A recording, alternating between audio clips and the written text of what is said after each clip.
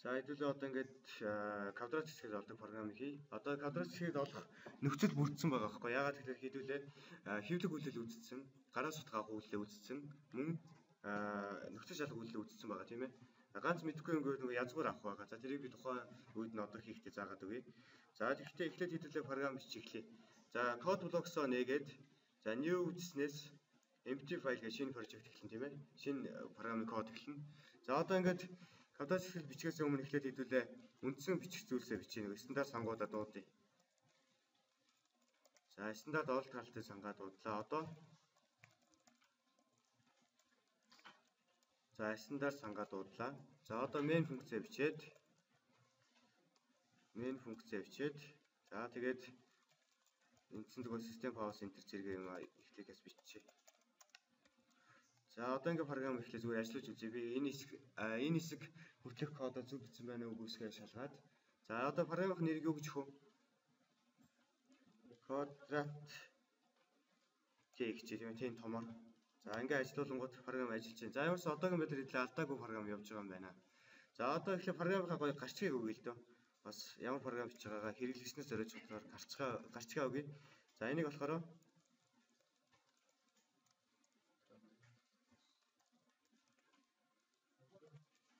за бодох ч гэдэг юм уу тийм ээ.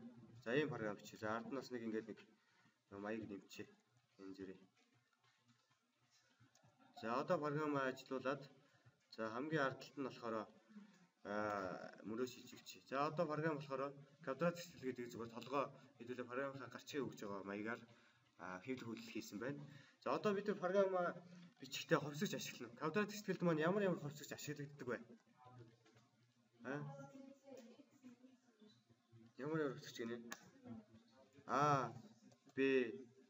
Гэхдээ А, Б, С нь ямар бүхэл тоо юу буцхаа тоо юу? А, Б, С. А, Б, С нь бол бүхэл байдаг үстэй. Д нь бас бүхэл байдаг үү? Д-г бүхлээр авчи тийм ээ. Тэгээд Д-г том дэгээр бичлээ. Том жижиг үсэг ялгаатай. За харин болохоор нөгөө нэг x1 x2 гэж байгаа шүү дээ тий. x1 x2 чинь болохоор x2 чинь флот төрөлтэй байна. Яагаад вэ? x1 x2 бутгаад гардаг тийм ээ. Тийм болохоор бутгаад байгаа гэж болно гэсэн үг. За одоо эхлээ a болон b c d гараас утга авъя. За тэхийн тулд за эхлээ зүгээр a-даа утга авъя гэдгээ ингээ хийчихин тийм ээ. Зүгээр a тэнцүүгээ хэвлэчээ. Хэрэглэгчнээс ойлгомжтой байх үднээс. За тэгээ одоо энэ хувь d гин. За энэ a b c-гээ бид энтер зарласан болохоор хувь d гин. За тэгээд санаахан аягийн зааслаа. Юуны ирлээ? a гин. За одоо энэ үйлдэлээ 3 удаа давтана. B дээр нэг давтаад C дээр дахиад нэг давтах байгаа. За одоо энэнийхээ доор үргэлжлүүлээд энийгээ B болгоод одоо B тэнцүү болгоод доор энийгээ C болгоод энийгээ C тэнцүү болгоод ингэ явъя. За одоо болохоор програм маань A болон B, C 3 тоо гараас утга авдаг болчихлоо тийм ээ. За тийм байна. За одоо ингэснийхаа дараа юу хийдэг вүлээ? Одоо хэдүүлээ юуг нь олж болох вэ? Эхлээд дискриминант олж болох уу? Болно шүү. Дискриминанта ямар хувьсгчаар нэрлэлээ? D-гээр нэрлсэн. Том D шүү гэхдээ тийм ээ. Том D үсэг жижиг үсэг ялгаад болохоор том D тэнцүү. Одоо юу юм? B квадратыг гэдгээ ингэж чинь. B үрчгэн B гэж болно тийм ээ. Асхан 4-ийг үрчгэн A үрчгэн C. За одоо энэ бол дискриминант хэдүүлээ бол олцлоо. За тэгвэл одоо яадаг вэ гэхлээр одоо нөхцөл шалгадаг тийм ээ. Ямар нөхцөл шалгадаг вэ? За тэгвэл нөхцөл шалгахад юу гэж хэлэх вэ? If за том D буюу дискриминант нь одоо юу гэх юм? Тэгээс их үү? За тэг байх юм бол яадаг вэ? За тэрийг төр орхи. Тэгээс их байх юм их үү гэж шалгая тийм ээ. Их байх юм бол энэ хаалтан дотор үйлдэх нь, энэ их бийн дотор үйлдэх нь. Хэрэв тэгээс баг байна гэдэг чинь ямар үг гэсэн үг лээ? Else буюу эн чинь ямар тохиолдол хэлээ? Шийдвэ. Шийдвэ болохоор ямар нэгэн утга бодох шаардлага байхгүй тийм ээ. Зүгээр шууд л шийдвэгээ хэлчихэл болно шүү дээ. За шийдвэг шивлээ. За тэгвэл одоо болохоор тэгээс их тохиолдолд яадаг вүлээ? x1 x2 олдог тийм ээ. За x1 тэнцүү гэдэг хувьсгал зарласан байгаа юу флотоор?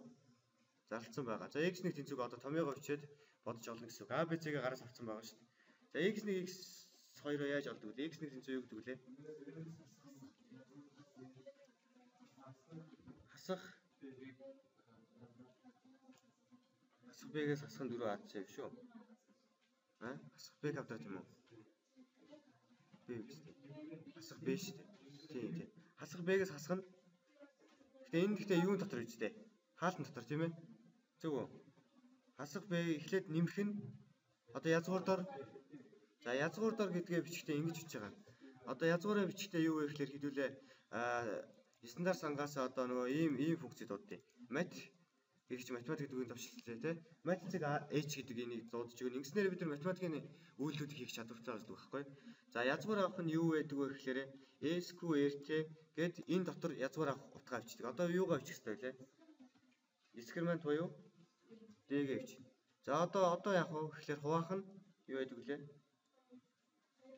2-ыг өрчих нь шууд ингэж авч болохгүй тийм ээ. Өрчих нь за x 1-ийг олчлаа. X 2 тэнцүү.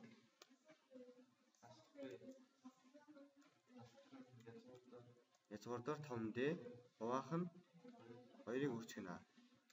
За ингээ x 1 x 2 олчлоо. За одоо энэ дотор хэвлэе. За x 1 x 2 аль хаана хэвлэх ёстой вэ? Бүр энэ нөхцөл ингээд энэ хоёр нөхцөлийн доор нь бүр энэ систем функцийн өмнө нь хэвлэх үү? Хаана хэвлэх вэ? Энд хэвлэх үү?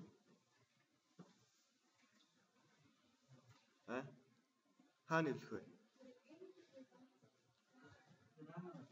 Энд үү? За энд хэвлүүл нэг алдаатай болно. Яагаад вэ гэхээр хэрвээ D нь бага байна шүү дээ, тий? D нь тгээс бага тохиолдолд бас хэвлэх байхгүй. Тгээс бага тохиолдолд x1 x2 хэвлэх тохиолдол гарна шүү, тийм ээ?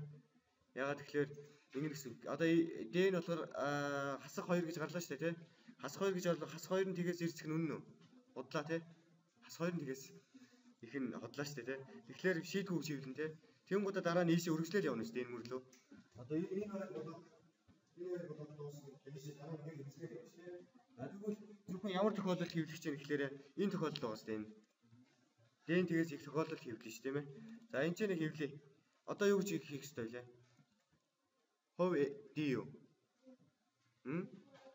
Яагаад хэвлэе? X1 x2 хэдүүлээ флот төрөлтэй зарласан байгаа шүү, тийм. Тэгэхээр хувь F-ээр бичих байхгүй одоо. За одоо ингэчээд энэний хард x1. За энэний доор нь x2. За тэгэхээр инхээр маш замбараагүй бөгөөд хариу маань яаж гарах вүлээ? Хооронд нийлж гарна тий. Тэгэхээр энийг ингэж хоосон мөрлөө шийдвүүлээд энийг хоосон мөрлөө шийдвүүлчихье. За тэгэнгүүт энэний хоорд x1 гээд ингэчээ. Энэний хоорд x2 гэчээ. За x-ийн жижигээр өчнө. За энэ болохоор ингэсэн байгаа. Энэ одоо энэ дотор текст байна шүү дээ тий. Энэ хоёр кавичгийн дотор. За энэ дотор хувь D юм уу, хувь F орс хаана вэ? Тэр газар нь энэ x1-ийг харгалзуул хийвлэх байхгүй. За одоо хэдүүл үр дүнгээ гаргая. x2 тийм байна. За хэдүүл нэг гой гадагч чи юу вэ? За нэг утга өгч. 1 4 4 шийдгүү. 1 4 4 чинь шийдгүү биш үү? Юу вэ?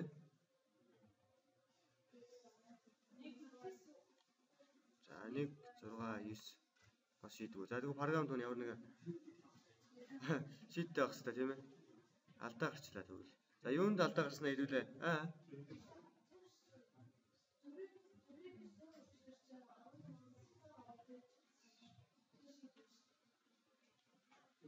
Тэгвэл өөр. За тэгвэл харъя. 1 8 1 чи. За одоо шийд гарчих ш тийм ээ. За тэгэхээр хэдүүлээ. Таарны гоё гардаг жишээ бичихгүй нөө. Тэр шийдгүү болоод байгаа байхгүй. За тэгтээ яг тэнцүү байж болохгүй болчиход байгаа байхгүй. Энд хамгийн гол нь. Юунд дээр 1 14 12:35 BD 12 уу?